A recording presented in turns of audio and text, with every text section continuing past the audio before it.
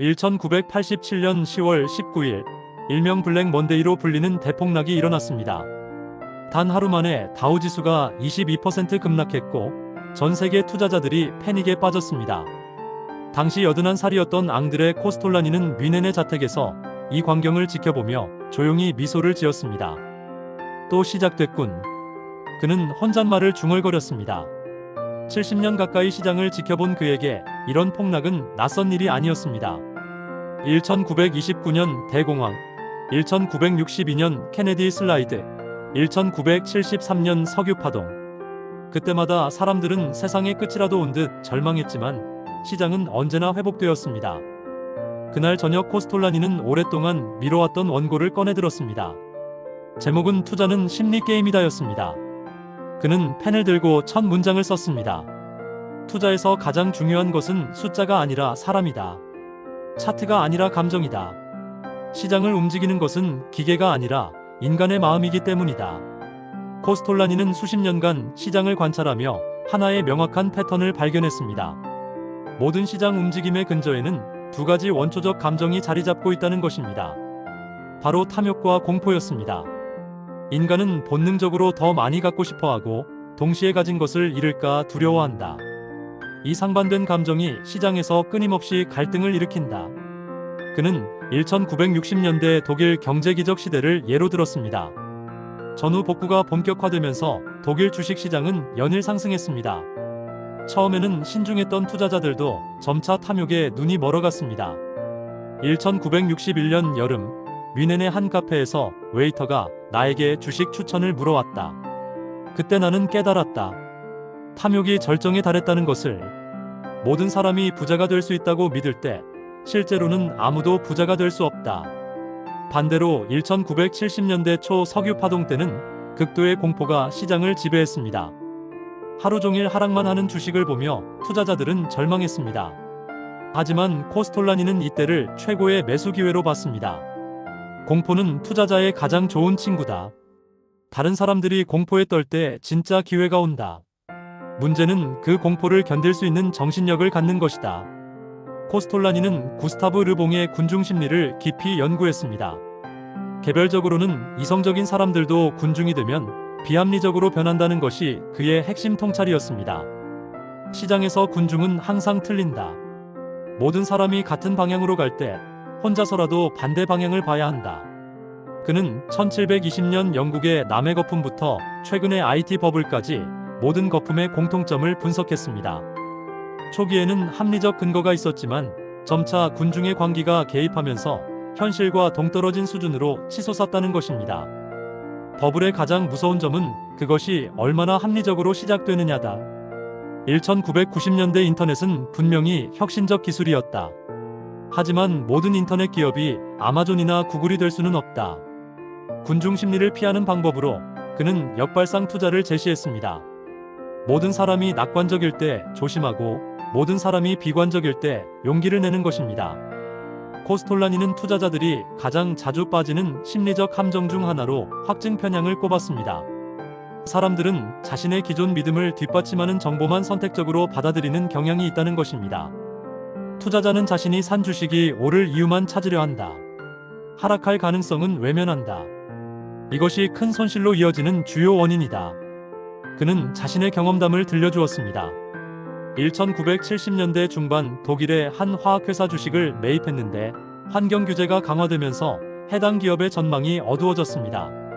하지만 그는 이 부정적 신호들을 무시하고 계속 보유했습니다. 나는 그 기업의 기술력과 시장 지배력만 보려 했다. 환경 문제는 일시적이라고 스스로를 속였다. 결국 50% 손실을 보고 매도해야 했다. 이 경험을 통해 그는 악마의 변호사 기법을 개발했습니다.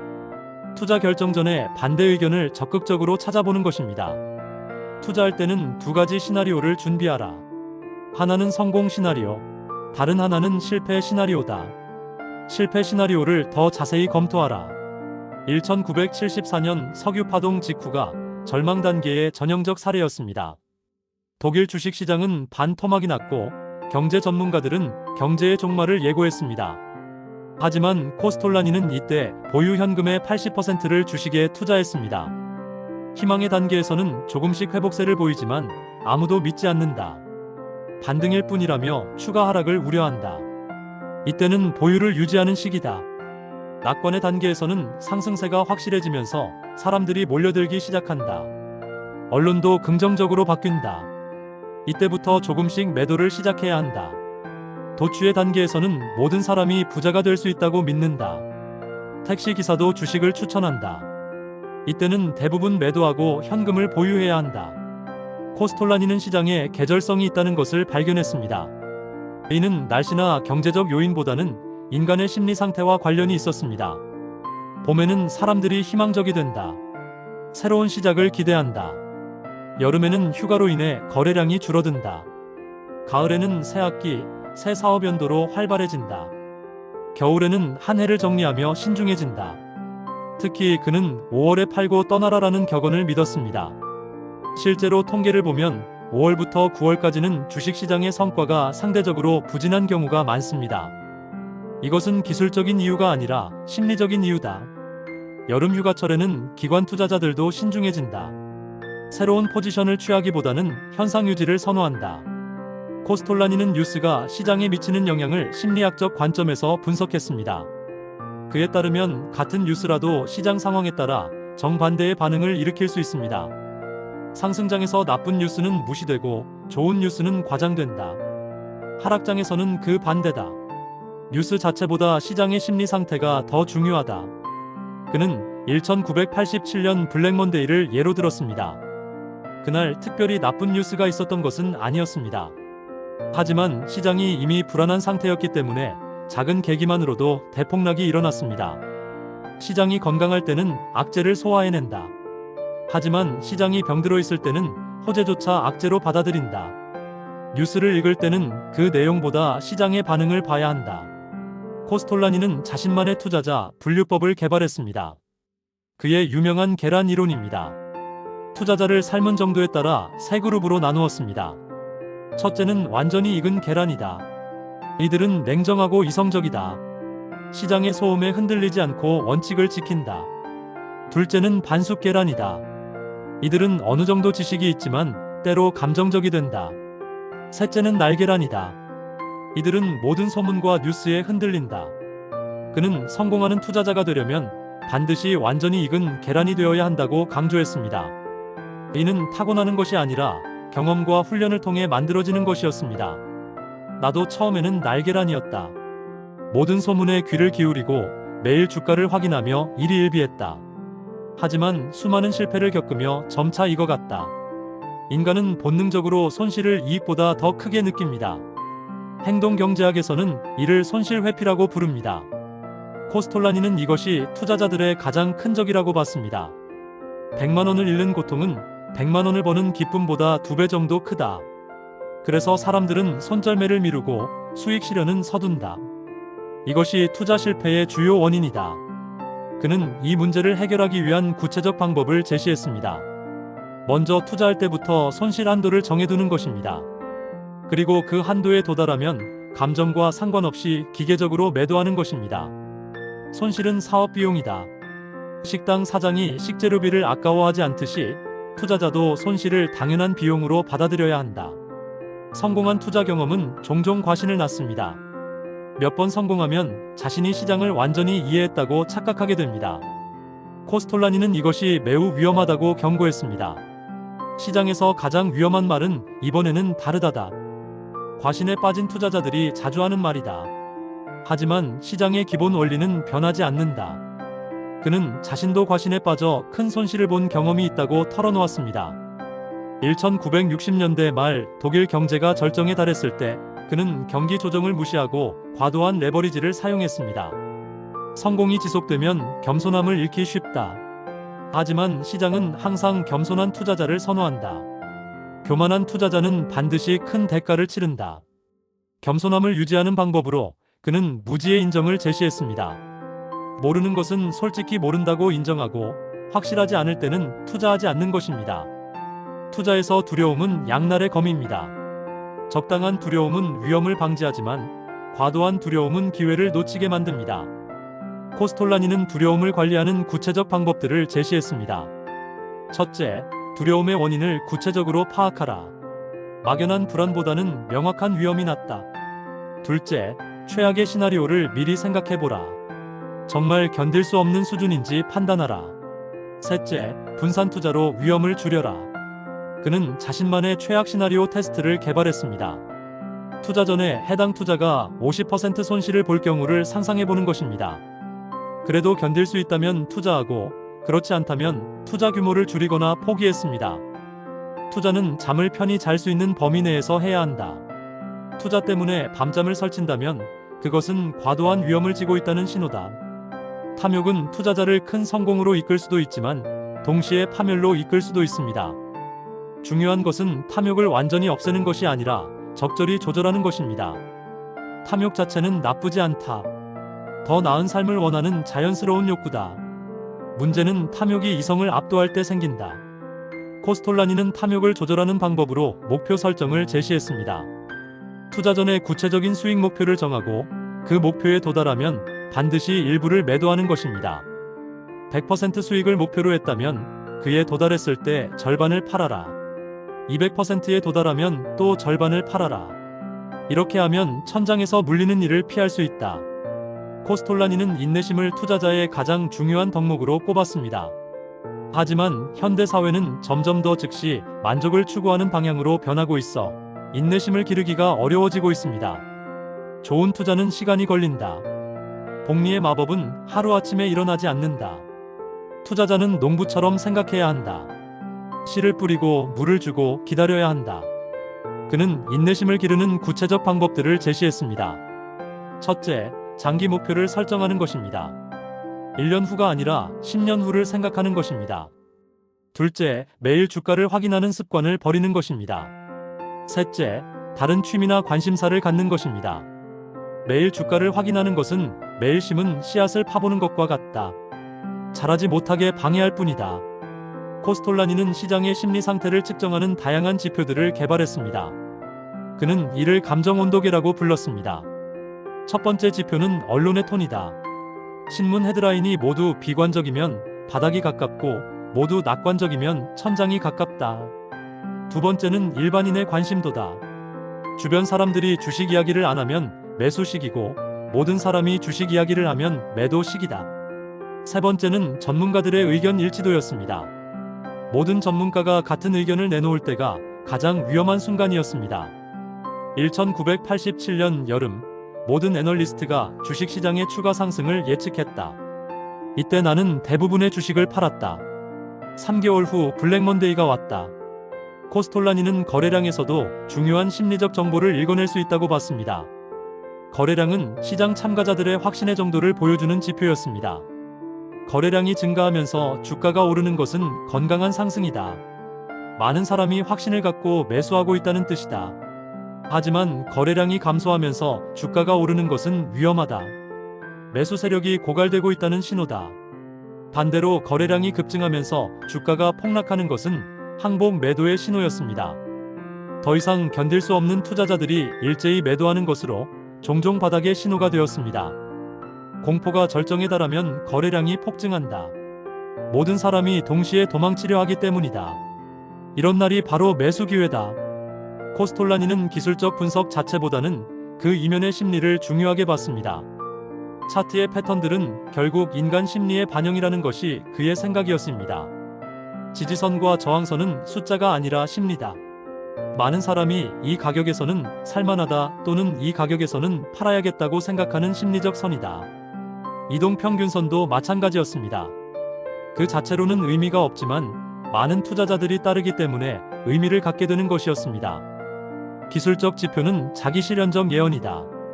많은 사람이 믿기 때문에 실제로 그렇게 된다. 중요한 것은 지표 자체가 아니라 얼마나 많은 사람이 그것을 믿고 있느냐다. 코스톨라니의 핵심 투자 철학 중 하나는 역발상 투자였습니다. 그는 단순히 반대로 하는 것이 아니라 군중의 심리를 이해하고 그 반대편에 서는 것이었습니다. 역발상 투자의 핵심은 타이밍이다. 너무 일찍 반대편에 서면 큰 손실을 볼 수 있다. 군중의 감정이 극단에 달했을 때를 정확히 파악해야 한다. 그는 역발상 투자의 신호들을 구체적으로 제시했습니다. 첫째, 언론의 극단적 표현입니다. 대폭락, 패닉, 공황 같은 단어들이 헤드라인을 장식할 때가 매수 기회였습니다. 둘째, 전문가들의 극단적 예측입니다. 모든 애널리스트가 추가 하락을 예고할 때 바닥이 가까웠습니다. 1974년 석유 파동 때 한 유명 경제학자가 주식시장의 종말을 선언했다. 바로 그때 나는 보유 자금의 대부분을 주식에 투자했다. 3년 후 300% 수익을 얻었다. 전통적인 분산 투자는 섹터나 지역을 나누는 것입니다. 하지만 코스톨라니는 감정적 분산 투자라는 개념을 제시했습니다. 서로 다른 심리적 특성을 가진 투자에 분산하는 것이었습니다. 성장주와 가치주는 서로 다른 심리적 사이클을 갖는다. 성장주는 희망과 기대에 움직이고 가치주는 불안과 회의에 움직인다. 둘 다 보유하면 심리적 균형을 맞출 수 있다. 그는 또한 투자 시점도 분산할 것을 권했습니다. 한 번에 모든 자금을 투자하지 말고 여러 차례에 나누어 투자하는 것이었습니다. 이는 심리적 부담을 줄이는 효과가 있었습니다. 시장 타이밍을 완벽하게 맞추는 것은 불가능하다. 하지만 여러 번에 나누어 투자하면 평균적으로 좋은 가격에 매수할 수 있다. 그리고 심리적으로도 편안하다. 코스톨라니는 물리적 해지뿐만 아니라 심리적 해지의 중요성도 강조했습니다. 이는 감정적 충격을 최소화하는 전략이었습니다. 포트폴리오의 일부는 항상 현금으로 보유하라. 이는 수익률을 높이기 위한 것이 아니라 심리적 안정감을 위한 것이다. 현금이 있으면 추가 하락에도 침착할 수 있다. 또 다른 심리적 해지는 작은 승리를 만드는 것이었습니다. 큰 손실이 있어도 작은 수익이 있으면 심리적으로 견디기 쉬워집니다. 인간의 뇌는 절대적 크기보다 상대적 비교에 더 민감하다. 전체적으로는 손실이어도 일부에서 수익이 나면 덜 고통스럽다. 코스톨라니는 1987년 블랙먼데이를 심리적 관점에서 상세히 분석했습니다. 이날의 폭락은 경제적 펀더멘털보다는 순전히 심리적 요인에 의한 것이었습니다. 그날 아침 특별한 악재는 없었다. 하지만 시장에는 이미 불안감이 쌓여 있었다. 컴퓨터 프로그램 매매가 확산되면서 사람들은 시장을 통제할 수 없다는 두려움을 갖고 있었다. 첫 번째 매도 신호가 나오자 컴퓨터 프로그램들이 일제히 매도에 나섰습니다. 이것이 추가 매도를 부르는 악순환이 시작되었습니다. 인간의 공포와 기계의 냉혹함이 결합된 결과였습니다. 그날 나는 오히려 매수에 나섰다. 모든 사람이 공포에 떨고 있을 때 나는 기회를 봤다. 6개월 후 투자금의 50%를 회수했다. 이 경험을 통해 그는 중요한 교훈을 얻었습니다. 기술이 발전해도 인간의 기본적인 감정은 변하지 않는다는 것이었습니다. 1990년대 말 IT 버블은 코스톨라니가 경험한 마지막 대형 버블이었습니다. 90살이 넘은 나이에도 그는 이 현상을 예리하게 분석했습니다. 인터넷은 분명히 혁신적 기술이었다. 하지만 사람들은 그 가치를 너무 성급하게 평가했다. 미래의 이익을 현재 가격에 모두 반영했다. 특히 그는 새로운 경제 논리에 주목했습니다. 사람들은 전통적인 가치 평가 기준이 더 이상 통하지 않는다고 믿었습니다. 이는 전형적인 버블의 심리였습니다. 모든 버블에서 사람들은 이번에는 다르다고 말한다. 하지만 실제로는 아무것도 달라지지 않았다. 탐욕과 공포, 희망과 절망의 기본 패턴은 그대로였다. 그는 IT 버블이 터지기 6개월 전에 대부분의 기술주를 매도했습니다. 90살이 넘은 나이에도 여전히 시장의 심리를 정확히 읽어낸 것이었습니다. 1999년 가을, 코스톨라니는 생애 마지막 강의를 했습니다. 제목은 투자는 심리게임이다였습니다. 그는 70년간의 투자 경험을 한 문장으로 요약했습니다. 투자에서 가장 어려운 상대는 시장이 아니라 자기 자신이다. 자신의 감정을 이길 수 있는 사람만이 시장에서 승리할 수 있다. 그는 성공하는 투자자의 조건을 5가지로 정리했습니다. 첫째, 자신의 감정을 객관적으로 관찰할 수 있는 능력. 둘째, 군중과 다른 생각을 할 수 있는 용기. 셋째, 불확실성을 견딜 수 있는 인내심. 넷째, 실수를 인정하고 수정할 수 있는 겸손함. 다섯째, 복리의 힘을 믿고 기다릴 수 있는 지혜. 이 5가지는 모두 심리적 자질이다. 수학이나 경제학 지식보다 훨씬 중요하다. 코스톨라니는 미래의 투자자들에게 특별한 조언을 남겼습니다. 기술이 아무리 발전해도 인간의 본성은 변하지 않을 것이라는 점이었습니다. 21세기에는 인공지능과 빅데이터가 투자에 활용될 것이다. 하지만 그것들도 결국 인간이 만든 것이다. 인간의 편견과 감정이 반영될 수밖에 없다. 그는 또한 글로벌화가 진행될수록 심리적 요인이 더욱 중요해질 것이라고 예측했습니다. 정보가 빠르게 전파되면서 감정적 반응도 더욱 극단적이 될 것이기 때문이었습니다. 미래의 투자자는 더욱 강한 정신력이 필요할 것이다. 24시간 연결된 세상에서 감정을 통제하기가 더욱 어려워질 것이기 때문이다. 코스톨라니가 개발한 투자자 심리 상태 점검표입니다. 탐욕 지수 체크. 수익률을 자주 계산한다. 더 위험한 투자에 관심이 생긴다. 투자 원칙을 바꾸고 싶어진다. 남의 성공담에 질투를 느낀다. 빨리 부자가 되고 싶다는 생각이 든다. 공포 지수 체크. 매일 주가를 확인한다. 나쁜 뉴스에 과민하게 반응한다. 손절매를 망설인다. 새로운 투자를 두려워한다. 투자 자체를 후회한다. 과신 지수 체크. 최근 수익률이 높다. 시장을 예측할 수 있다고 생각한다. 다른 사람의 조언을 무시한다. 위험 관리를 소홀히 한다. 투자 원칙을 지키지 않는다. 각 항목에서 3개 이상 체크되면 해당 감정이 과도한 상태입니다. 즉시 조치를 취해야 합니다. 코스톨라니는 투자를 평생의 게임이라고 불렀습니다. 한 번의 승부로 끝나는 것이 아니라 평생에 걸쳐 계속되는 긴 게임이라는 뜻이었습니다. 투자는 단거리 달리기가 아니라 마라톤이다. 승부는 마지막에 결정된다. 중간에 넘어져도 다시 일어서면 된다. 중요한 것은 끝까지 달리는 것이다. 그는 또한 투자를 통해 얻을 수 있는 가장 큰 가치는 돈이 아니라 지혜라고 말했습니다. 시장에서의 경험은 인생의 모든 영역에 도움이 되는 소중한 자산이라는 것이었습니다. 시장은 인생의 축소판이다. 희로애락이 모두 들어있다. 시장에서 자신을 이길 수 있는 사람은 인생에서도 성공할 수 있다. 마지막으로 그는 이렇게 덧붙였습니다. 투자는 심리 게임이다. 하지만 그 게임의 진정한 승자는 돈을 많이 번 사람이 아니라 자신을 이긴 사람이다. 자신의 감정을 다스리고 원칙을 지키며 겸손함을 잃지 않는 사람이다.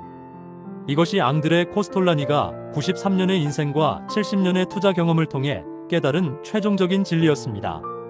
투자는 결국 자기 자신과의 게임이며 그 게임에서 이기는 것이 진정한 성공이라는 것이었습니다. 본 콘텐츠는 일반적인 투자 정보이며 전문적인 투자기관이나 투자자의 조언을 대체할 수 없습니다. 투자에 문제가 있을 경우 반드시 전문 투자기관과 상담하시기 바랍니다. 제공된 정보의 활용에 대한 모든 책임은 전적으로 사용자 본인에게 있습니다.